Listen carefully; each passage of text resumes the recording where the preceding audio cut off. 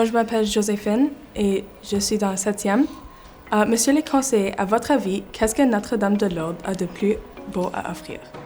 On est une communauté qui est en voie de croissance. On a été très chanceux d'avoir un secteur de santé important qui s'est développé. On a des industries assez impressionnantes, soit le transport ou pour le traitement du gravier ou l'industrie porcine.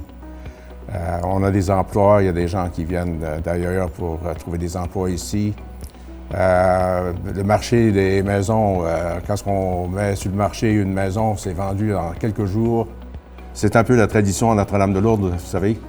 Quand on veut avoir quelque chose, on va dans la communauté et on dit aux gens « sortez vos sous ». Et puis on a réussi tout un tas de projets comme ça à Notre-Dame-de-Lourdes, que ce soit pour la clinique, que ce soit pour l'hôpital, que ce soit pour la salle communautaire, que ce soit pour l'aréna. Les gens se déboursent et puis donnent généreusement pour s'assurer que ça arrive. Vous savez qu'on a eu durant les 2 dernières années une construction importante qui est attachée à l'école, au pavillon élémentaire. C'est une nouvelle garderie qui est d'une dimension pas mal supérieure. Je pense qu'ils peuvent accueillir pas mal tous les jeunes, les enfants qui seraient intéressés à venir dans cet établissement. Puis ça se trouve auprès de l'école où ils vont pouvoir continuer à poursuivre leurs études par après. Alors je pense que c'est un développement très intéressant et puis enrichissant pour la communauté.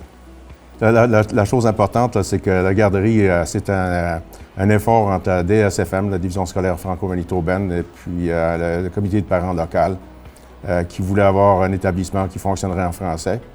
La Division scolaire franco-manitobaine s'est intéressée, s'est impliquée, et puis la garderie accueille des enfants et fonctionne en français, qui est un plus pour l'école élémentaire qui va recevoir ces jeunes-là.